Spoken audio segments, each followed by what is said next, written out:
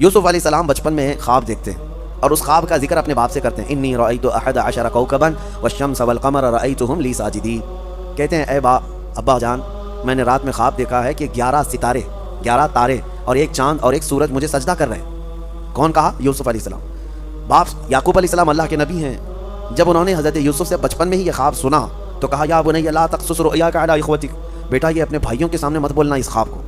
جو 10 بھائی ہیں تمہارے ان کے سامنے اس خواب کا ذکر مت کرنا، ورنہ وہ کچھ نہ کچھ تمہیں نقصان پہنچا سکتے ہیں.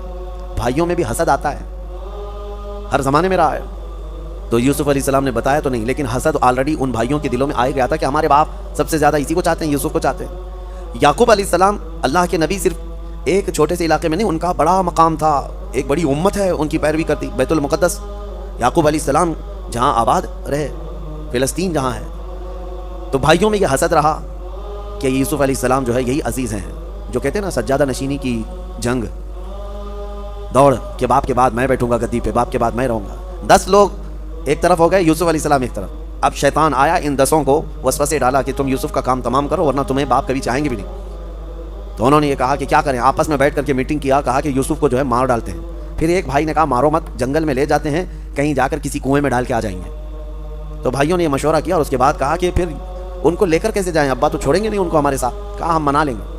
آئے یوسف علیہ السلام کے مانگ کے لیے، مطالبے کے لیے حضرت یعقوب علیہ السلام کے پاس. سارے 10 آ کر کہتے ہیں ابا جان ہم جانا چاہتے ہیں سیر و تفریح کے لیے، ہم تو جا رہے ہیں، ہمارا چھوٹا بھائی اگر سفر میں نہیں رہے گا تو مزہ نہیں آئے گا، آپ اس کو ہمارے ساتھ بھیجیں. ارسلہ معنا غدا یرتع ویلعب، وہ بھی ہمارے ساتھ کھیلے گا، تفریح کرے گا. وَإِنَّا لَهُ لَحَافِظُونَ، اور ہم اس کی بہت حفاظت کریں گے. یعقوب علیہ السلام نے کہا انی لَيَحْزُنُنِي أَن تَذْهَبُوا بِهِ وَأَخَافُ أَن يَأْكُلَهُ الذِّئْبُ، مجھے ڈر ہے کہ تم کہیں اس کو اکیلا چھوڑ دو گے جنگل میں اور کوئی درندہ آ کر اسے کچھ نقصان پہنچا دیا. تو بھائیوں نے کہا اگر ایسا ہوا کہ ہم اس کی حفاظت نہیں کریں گے تو پھر ہم پر لعنت ہے، ہم کیسے بھائی ہوں گے، ہم یوسف کی پوری حفاظت کریں گے. جب یقین دلایا تو یوسف علیہ السلام کو بھیج دیا والد گرامی نے، لے کر کے پلان کے مطابق آئے جنگل میں.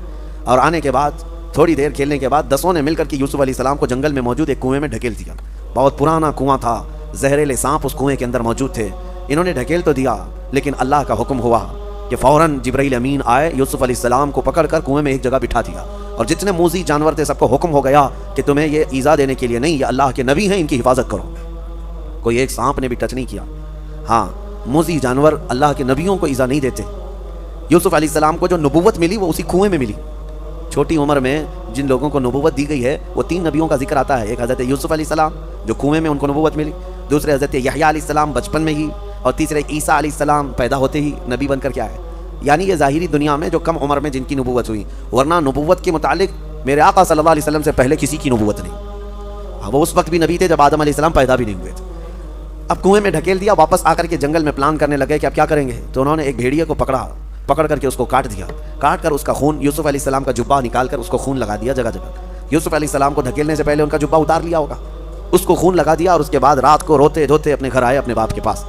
وجاءوا علی قمیصہ بدم کذب، جھوٹے خون کے ساتھ آئے باپ کے پاس اور پھر رونے لگے. قالوا یا ابانا انا ذهبنا ونستبق وتركنا يوسف عند متاعنا فاكله الذئب. ابا جان ہم کھیل رہے تھے، ہمارے سامان کے پاس یوسف کو بٹھائے تھے ہم، اور ہم کھیل میں مصروف تھے، اچانک ایک بھیڑیا آیا اور یوسف کو کھا گیا، لے چلا گیا. آپ کو یقین نہیں آئے گا، وما انت بمؤمن لنا، آپ ہم پر یقین نہیں کریں گے، ہمیں پتہ ہے، لیکن دیکھیے یہ ہم جبہ لے آئے ہیں. وجاءوا علی قمیصہ بدم کذب، یہ خون لگا ہوا ان کا قمیص ہے یوسف علیہ السلام. تو حضرت یعقوب علیہ السلام کہنے لگے مجھے پہلے سے معلوم تھا کہ اس طرح کا حادثہ ہو جائے گا، واللہ المستعان، اب اللہ ہی مددگار ہے. فصبر جمیل، صبر سب سے بہتر ہے.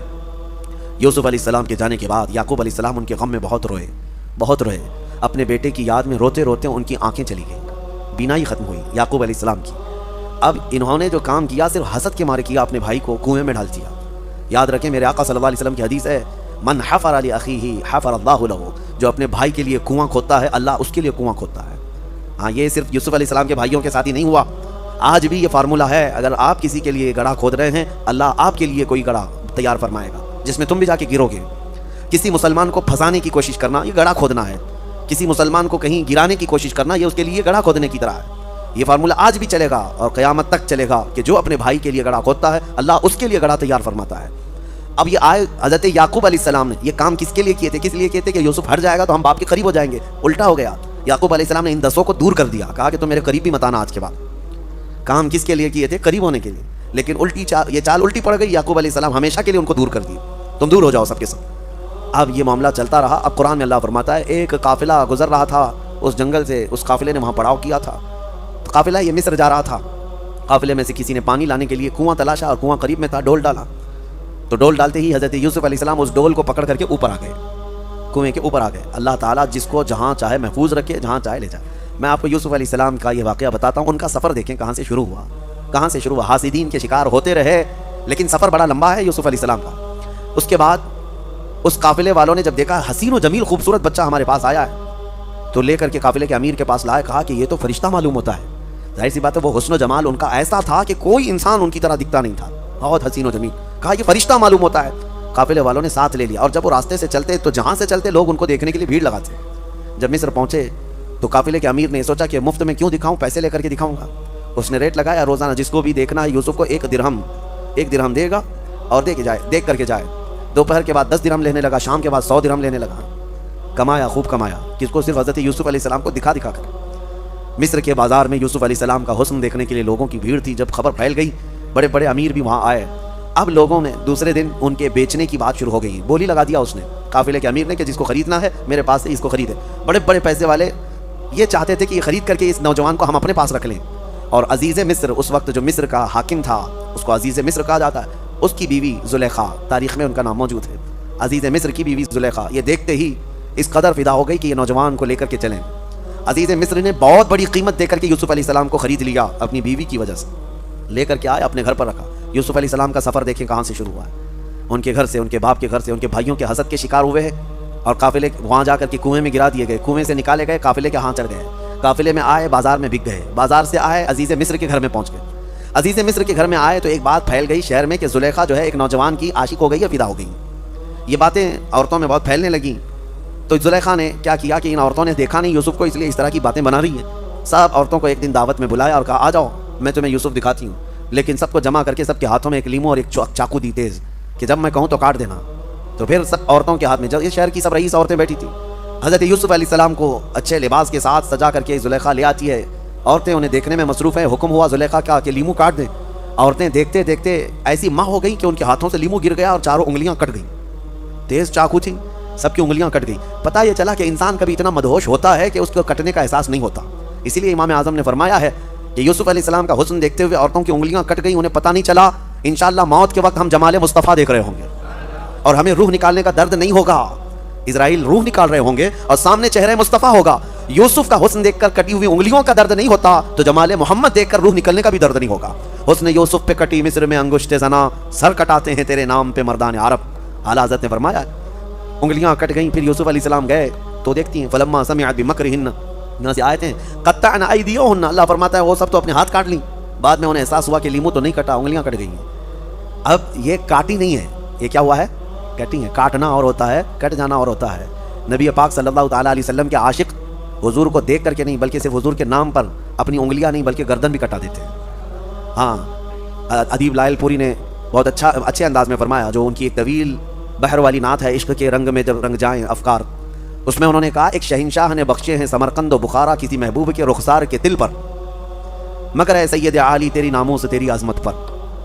یعنی بادشاہ تھا۔ سمرقند اور بخارا جو ہے دو شہر ہیں، یہ آج ازبکستان میں ہیں، سمرقند اور بخارا۔ یہ شہر جو ہے بادشاہ نے اپنی محبوبہ کو گفٹ میں دیے تھے، دو شہر دے دیے تھے گفٹ میں۔ کیوں؟ اس کی محبوبہ کے رخسار پر، گال پر ایک تل، ایک نشان تھا، اور وہ بادشاہ کو بڑا پسند تھا۔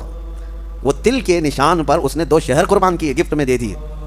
تو شاعر نے بہت اچھے انداز میں کہا ایک شہنشاہ نے بخشے ہیں سمرقند و بخارا کسی محبوب کے رخسار کے دل پر، مگر اے سید عالی تیری ناموس تیری عظمت پر، ایک نہیں لاکھوں ہیں قربان گئے عشق کے ہر کوچے و بازار میں، سر اپنا لیے کرنے کو نثار۔ ایک نہیں لاکھوں ہیں ہر کوچے ہر بازار میں، اور نبی پاک صلی اللہ تعالیٰ علیہ وسلم پر اپنی جان فدا کرنے کو تیار ہیں۔ بہرحال سورہ یوسف میں ہم الگ نہ جائیں، لیکن مزہ ہمارا اس وقت تک کمپلیٹ نہ ہو جب نام مصطفیٰ نہ آئے۔ حضور پاک صلی اللہ تعالیٰ علیہ وسلم کا ذکر تو ہوگا ہی، اسی لیے علامہ نظمی نے فرمایا آغاز سے اخیر تک قرآن ہے نعت مصطفیٰ، محبوب کے بیان کا کیسا انوکھا ڈھنگ ہے،